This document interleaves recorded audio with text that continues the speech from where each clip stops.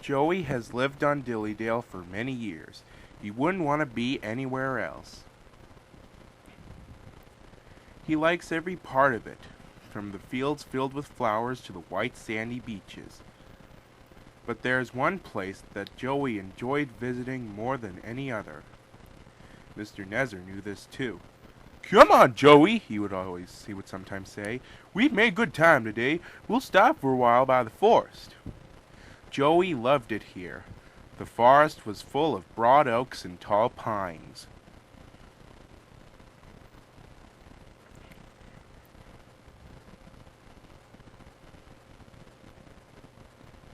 Joey could remember the day long ago when he and James brought some new trees to be planted, and Gobo and Moki helped put them into place.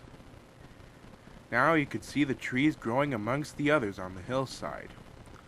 Joey always felt better for being here. He couldn't really explain why, but Mr. Nezer understood. "It's peaceful," he said to Joey. But one night everything changed.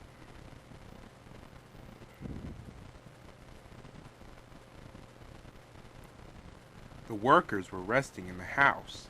"Listen," said Dustin. "Can you hear a strange whistling sound?" "It's the wind blowing outside our house," replied James. "But I've never heard it like this before." "You know," added Jacob, "if Danny wasn't here now, I'd say it was her and Gordon thundering by with the express." All the workers laughed, except Joey. "I hope the wind won't harm the forest." By morning, the fierce winds had gone, but the damage was done. Mr. Nezer came to see him in the yard. "Trees have fallen on the line," he said.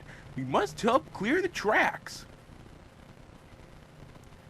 Mr. Chatterbox and Donald set off with the breakdown train, and Joey and Henry followed. Trees lay everywhere. The hillside now looked so bare. Joey felt sad. "What would happen to all the animals who live here?" he thought.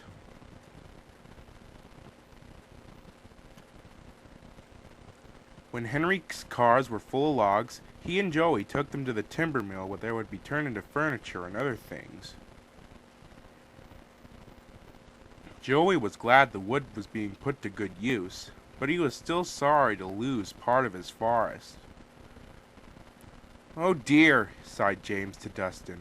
"I wish there was something we can do to make things better again." "Yes, indeed," agreed Dustin. "But what? We can't fix broken trees." "Hello, James," said Mr. Persnickety. "You do look glum." "I'm sad about the trees," said James, "and so is Joey. The forest is a special place to him. Now some of it is gone." "We'll soon put that right," replied Mr. Persnickety. "I have an important job for you, James. I would like you to take some freight cars to the forest." When the freight cars arrived, James was delighted. They were full of splendid young trees all ready for planting. "This is the best job I've ever had," said James happily.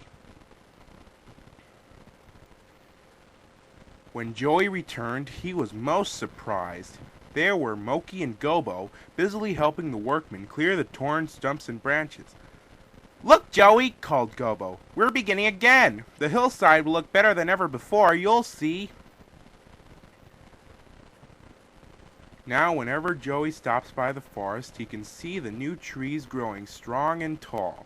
Sometimes everywhere is very quiet, and at other times Joey can hear leaves rustling, or a bird's wing brushing the air. Often he could hear the distant sound of children's laughter, and always he is happy here.